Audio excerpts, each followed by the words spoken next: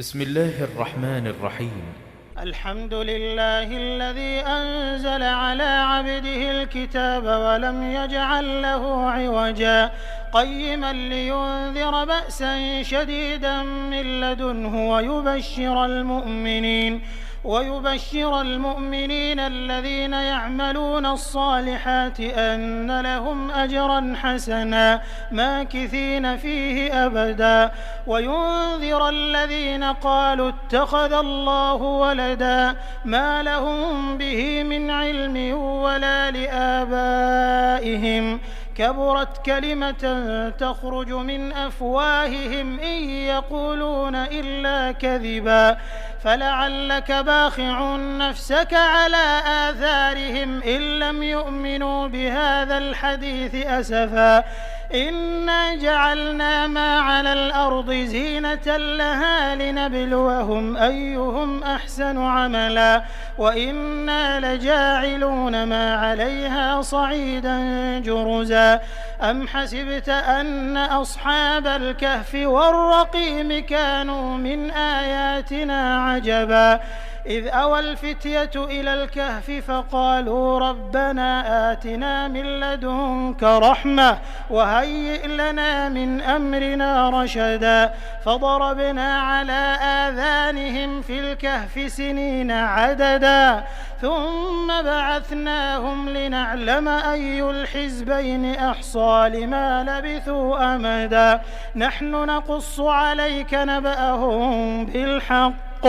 إنهم فتية آمنوا بربهم وزدناهم هدى وربطنا على قلوبهم إذ قاموا فقالوا ربنا رب السماوات والأرض لن ندعو من دونه إلها لقد قلنا إذا شططا هؤلاء قومنا اتخذوا من دونه آلهة لولا يأتون عليهم بسلطان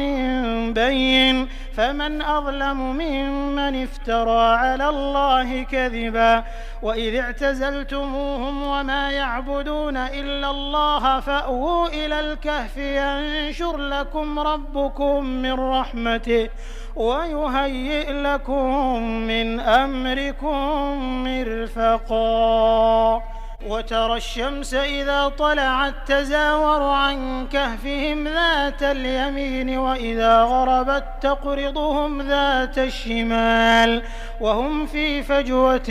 منه ذلك من آيات الله من يهد الله فهو المهتد ومن يضلل فلن تجد له وليا مرشدا وتحسبهم أيقاظا وهم رقود ونقلبهم ذات اليمين وذات الشمال وكلبهم باسط ذراعيه بالوصيد لو اطلعت عليهم لوليت منهم فرارا ولملئت منهم رعبا وكذلك بعثناهم ليتساءلوا بينهم قال قائل منهم كم لبثتم قالوا لبثنا يوما أو بعض يوم قالوا ربكم أعلم بما لبثتم فابعثوا أحدكم بورقكم هذه إلى المدينة فلينظر أيها أزكى طعاما فليأتكم برزق منه وليتلطف ولا يشعرن بكم أحدا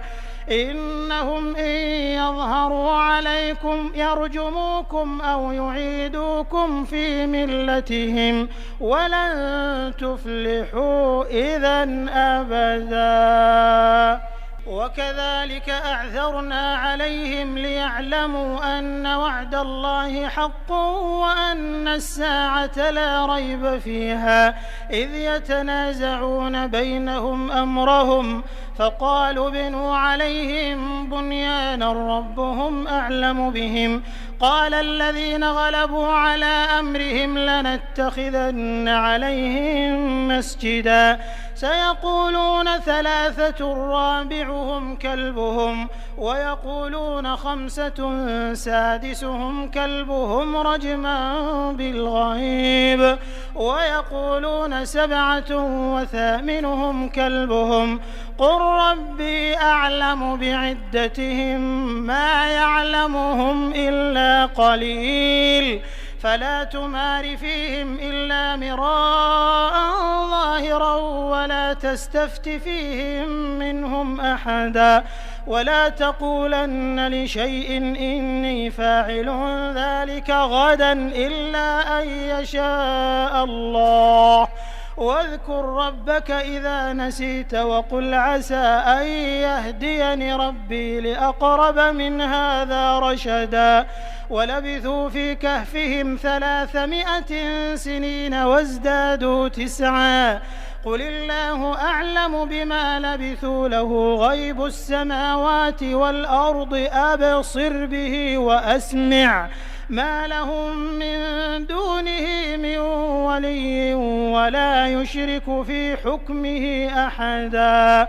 واتل ما أوحي إليك من كتاب ربك لا مبدل لكلماته ولن تجد من دونه ملتحدا واصبر نفسك مع الذين يدعون ربهم بالغداة والعشي يريدون وجهه ولا تعد عيناك عنهم تريد زينة الحياة الدنيا ولا تطع من أغفلنا قلبه عن ذكرنا واتبع هواه وكان أمره فرطا وقل الحق من ربكم فمن شاء فليؤمن ومن شاء فليكفر إنا أعتدنا للظالمين نارا أحاط بهم سرادقها وإن يستغيثوا يغاثوا بماء كالمهل يشوي الوجوه بئس الشراب وساءت مرتفقا إن الذين آمنوا وعملوا الصالحات إنا لا نضيع أجر من أحسن عملا أولئك لهم جنات عدن تجري من تحتهم الأنهار يحلون فيها من أساور من ذهب ويلبسون ثيابا خضرا من سندس واستبرق متكئين فيها على الأرائك نعم الثواب وحسنت مرتفقا واضرب لهم مثل الرجلين جعلنا لأحدهما جنتين من أعناب وحففناهما بنخل وجعلنا بينهما زرعا كلتا الجنتين آتت أكلها ولم تظلم منه شيئا وفجرنا خلالهما نهرا وكان له ثمر فقال لصاحبه وهو يحاوره أنا أكثر منك مالا وأعز نفرا ودخل جنته وهو ظالم لنفسه قال ما أظن أن تبيد هذه أبدا وما أظن الساعة قائمة ولئن رددت إلى ربي لأجدن خيرا منها منقلبا قال له صاحبه وهو يحاوره أكفرت بالذي خلقك من تراب ثم من نطفة ثم سواك رجلا لكن هو الله ربي ولا أشرك بربي أحدا ولولا إذ دخلت جنتك قلت ما شاء الله لا قوة إلا بالله إن ترني أنا أقل منك مالا وولدا فعسى ربي أن يؤتيني خيرا من جنتك ويرسل عليها حسبانا من السماء فتصبح صعيدا زلقا أو يصبح ماؤها غورا فلن تستطيع له طلبا وأحيط بثمره فأصبح يقلب كفيه على ما أنفق فيها وهي خاوية على عروشها ويقول يا ليتني لم أشرك بربي أحدا ولم تكن له فئة ينصرونه من دون الله وما كان منتصرا هنالك الولاية لله الحق هو خير ثوابا وخير عقبا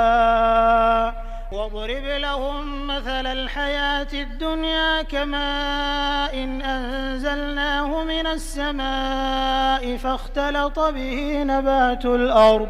فأصبح هشيما تذروه الرياح وكان الله على كل شيء مقتدرا المال والبنون زينة الحياة الدنيا والباقيات الصالحات خير عند ربك ثوابا وخير أملا ويوم نسير الجبال وترى الأرض بارزة وحشرناهم فلم نغادر منهم أحدا وعرضوا على ربك صفا لقد جئتمونا كما خلقناكم أول مرة بل زعمتم أن لن نجعل لكم موعدا ووضع الكتاب فترى المجرمين مشفقين مما فيه ويقولون يا ويلتنا ما لهذا الكتاب لا يغادر صغيرة ولا كبيرة إلا أحصاها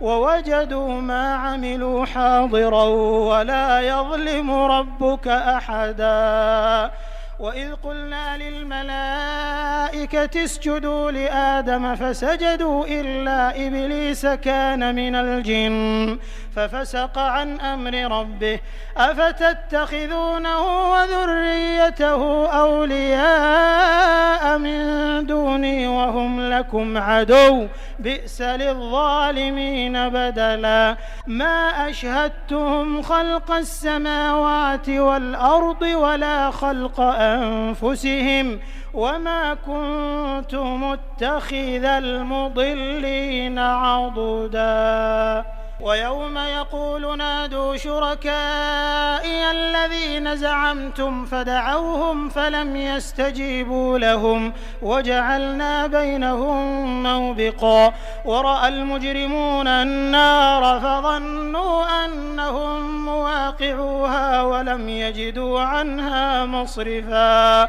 ولقد صرفنا في هذا القرآن للناس من كل مثل وكان الإنسان أكثر شيء جدلا وما منع الناس أن يؤمنوا إذ جاءهم الهدى ويستغفروا ربهم إلا أن تأتيهم سنة الأولين أو يأتيهم العذاب قبلا وما نرسل المرسلين إلا مبشرين ومنذرين ويجادل الذين كفروا بالباطل ليدحضوا به الحق واتخذوا آياتي وما أنذروا هزوا ومن أظلم ممن ذكر بآيات ربه فأعرض عنها ونسي ما قدمت يداه إنا جعلنا على قلوبهم أكنة أن يفقهوه وفي آذانهم وقرا وإن تدعهم إلى الهدى فلن يهتدوا إذا أبدا وربك الغفور ذو الرحمة لو يؤاخذهم بما كسبوا لعجل لهم العذاب بل لهم موعد لن يجدوا من دونه موئلا وتلك القرى أهلكناهم لما ظلموا وجعلنا لمهلكهم موعدا وإذ قال موسى لفتاه لا أبرح حتى أبلغ مجمع البحرين أو أمضي حقبا فلما بلغا مجمع بينهما نسيا حوتهما فاتخذ سبيله في البحر سربا فلما جاوزا قال لفتاه آتنا غداءنا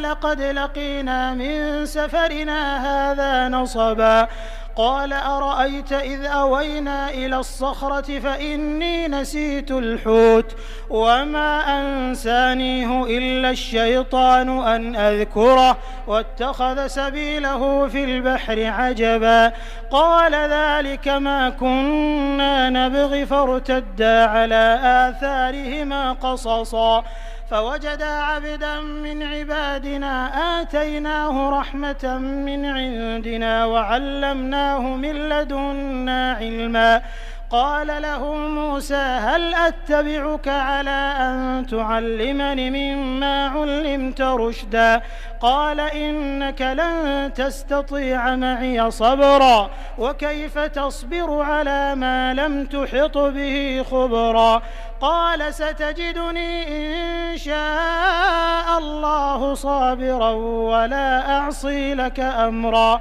قال فإن اتبعتني فلا تسألني عن شيء حتى أحدث لك منه ذكرا فانطلقا حتى إذا ركبا في السفينة خرقها قال أخرقتها لتغرق أهلها لقد جئت شيئا إمرا قال ألم أقل إنك لن تستطيع معي صبرا قال لا تؤاخذني بما نسيت ولا ترهقني من أمري عسرا فانطلقا حتى إذا لقيا غلاما فقتله قال أقتلت نفسا زكية بغير نفس لقد جئت شيئا نكرا قال ألم أقل لك إنك لن تستطيع معي صبرا قال إن سألتك عن شيء بعدها فلا تصاحبني قد بلغت من لدني عذرا فانطلقا حتى إذا أتيا أهل قرية استطعما أهلها فأبوا أن يضيفوهما فوجدا فيها جدارا يريد أن ينقض فأقامه قال لو شئت لاتخذت عليه أجرا قال هذا فراق بيني وبينك سأنبئك بتأويل ما لم تستطع عليه صبرا أما السفينة فكانت لمساكين يعملون في البحر فأردت أن أعيبها وكان وراءهم ملك يأخذ كل سفينة غصبا وأما الغلام فكان أبواه مؤمنين فخشينا أن يرهقهما طغيانا وكفرا فأردنا أن يبدلهما ربهما خيرا منه زكاة وأقرب رحما وأما الجدار فكان لغلامين يتيمين في المدينة وكان تحته كنز لهما وكان أبوهما صالحا فأراد ربك أن يبلغا أشدهما ويستخرجا كنزهما رحمة من ربك وما فعلته عن أمري ذلك تأويل ما لم تسطع عليه صبرا ويسألونك عن ذي القرنين قل سأتلو عليكم منه ذكرا إنا مكنا له في الأرض وآتيناه من كل شيء سببا فأتبع سببا حتى إذا بلغ مغرب الشمس وجدها تغرب في عين حمئة ووجد عندها قوما قلنا يا ذا القرنين إما أن تعذب وإما أن تتخذ فيهم حسنا قال أما من ظلم فسوف نعذبه ثم يرد إلى ربه فيعذبه عذابا نكرا وأما من آمن وعمل صالحا فله جزاء الحسنى وسنقول له من أمرنا يسرا ثم أتبع سببا حتى إذا بلغ مطلع الشمس وجدها تطلع على قوم لم نجعل لهم من دونها سترا كذلك وقد أحطنا بما لديه خبرا ثم أتبع سببا حتى إذا بلغ بين السدين وجد من دونهما قوما لا يكادون يفقهون قولا قالوا يا ذا القرنين إن يأجوج ومأجوج مفسدون في الأرض فهل نجعل لك خرجا على أن تجعل بيننا وبينهم سدا قال ما مكني فيه ربي خير فأعينوني بقوة أجعل بينكم وبينهم ردما آتوني زبر الحديد حتى إذا ساوى بين الصدفين قال انفخوا حتى إذا جعله نارا قال آتوني أفرغ عليه قطرا فما استطاعوا أن يظهروه وما استطاعوا له نقبا قال هذا رحمة من ربي فإذا جاء وعد ربي جعله دكاء وكان وعد ربي حقا وتركنا بعضهم يومئذ يموج في بعض ونفخ في الصور فجمعناهم جمعا وعرضنا جهنم يومئذ للكافرين عرضا الذين كانت أعينهم في غطاء عن ذكري وكانوا لا يستطيعون سمعا أفحسب الذين كفروا أن يتخذوا عبادي من دوني أولياء إنا أعتدنا جهنم للكافرين نزلا قل هل ننبئكم بالأخسرين أعمالا الذين ضل سعيهم في الحياة الدنيا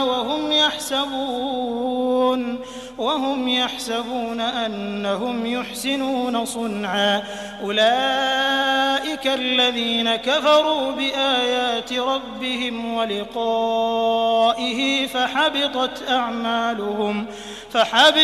أعمالهم فلا نقيم لهم يوم القيامة وزنا ذلك جزاؤهم جهنم بما كفروا واتخذوا آياتي ورسلي هزوا إن الذين آمنوا وعملوا الصالحات كانت لهم جنات الفردوس نزلا خالدين فيها لا يبغون عنها حولا قل لو كان البحر مدادا لكلمات ربي لنفد البحر قبل أن تنفد كلمات ربي ولو جئنا بمثله مددا قل إنما أنا بشر مثلكم يوحى إلي أنما إلهكم إله واحد فمن كان يرجو لقاء ربه فليعمل عملا صالحا ولا يشرك بعبادة ربه أحدا.